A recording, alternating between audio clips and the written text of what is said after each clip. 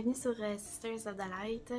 Fait très longtemps que j'ai filmé, en fait ça fait presque un mois et avant de me lancer dans le sujet de la vidéo d'aujourd'hui, je tenais à expliquer le pourquoi. C'est que j'ai recommencé à travailler temps plein, je me suis trouvé un autre travail et bon, c'est pas dans ce que je faisais durant les 5 dernières années, j'ai pas nécessairement étudié pour faire ce genre de poste-là.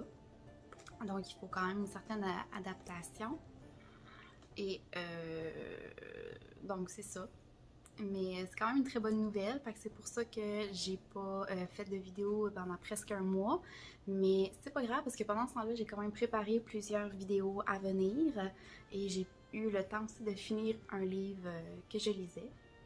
Et donc, je vais pouvoir vous en parler aujourd'hui.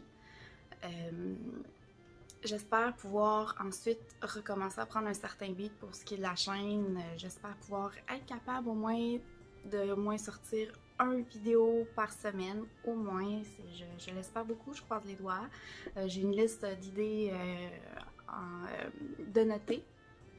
Donc, commençons immédiatement avec le sujet d'aujourd'hui, qui est un retour sur la lecture que j'ai fait dans les dernières semaines de La Voix du paganisme de John Beckett.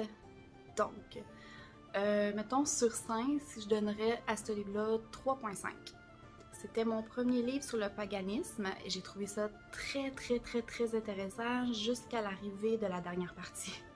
Où il m'a perdu, l'auteur, honnêtement, du moment qui est tombé dans le pratique et qui parlait de coven et de groupes un peu plus sur le druidisme et tout ça. Pas que je m'intéresse pas nécessairement au druidisme, mais pour l'instant, c'est pas la voie que je veux choisir. Donc à ce moment-là, j'ai perdu un peu le fil et j'ai sauté des pages. C'est certain que quand le druidisme va m'intéresser, je vais probablement revenir le lire un peu.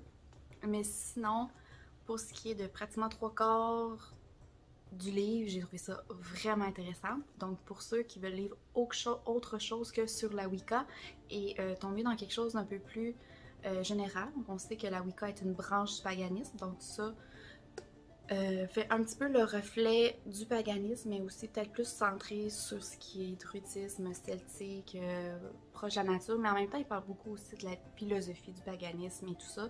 Et quel raisonnement on doit faire pour des fois se débarrasser de ce que l'on connaît et plonger dans le paganisme à 100%. Souvent, ce qu'il veut dire par là, c'est comment lâcher prise sur ce que les anciennes, pas les anciennes religions, mais c'est que votre ancienne religion vous a montré. Donc, exemple, si vous étiez chrétien, qu'est-ce que vous devez délaisser pour vraiment vous dire, ok, comme exemple, il y a beaucoup de personnes qui ont peur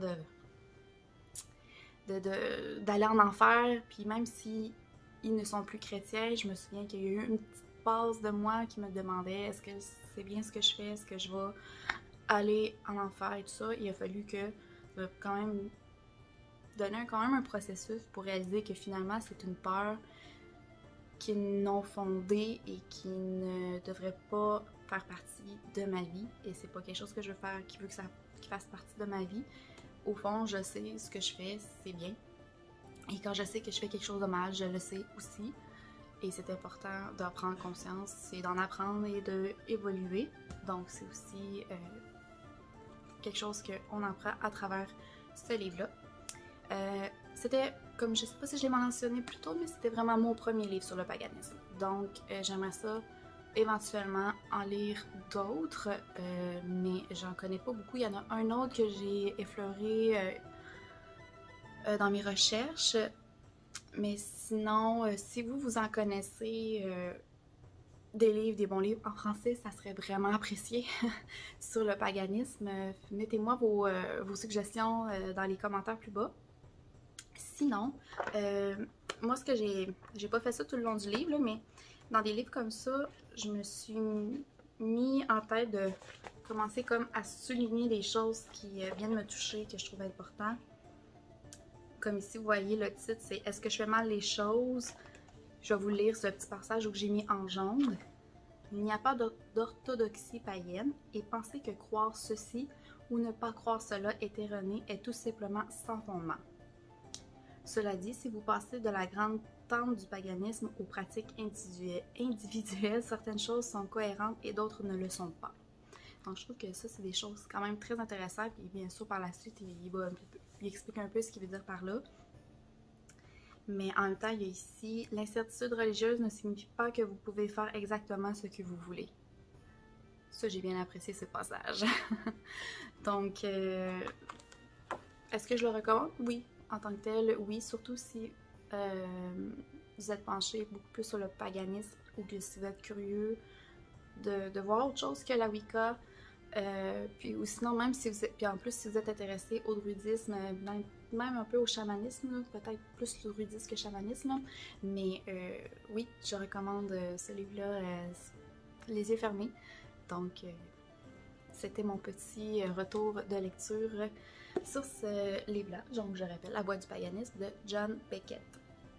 Je suis retombée maintenant dans mon livre de Kerry Dwayne que j'avais fait une pause pour ce livre-là. C'était important. C'est un livre en français, puis je voulais vraiment passer à travers. Puis maintenant, je vais retomber tranquillement dans mon livre de Kerry Dwayne de Cauldron Born de Christopher Hughes. Puis j'espère pouvoir faire un review d'ici un mois. Je dis un mois parce que ça fait quoi, une semaine, 2 semaines que j'ai fini le livre, puis j'ai toujours pas continué l'autre. J'ai comme besoin des fois de prendre des pauses dans mes lectures pour ensuite revenir puis continuer un peu.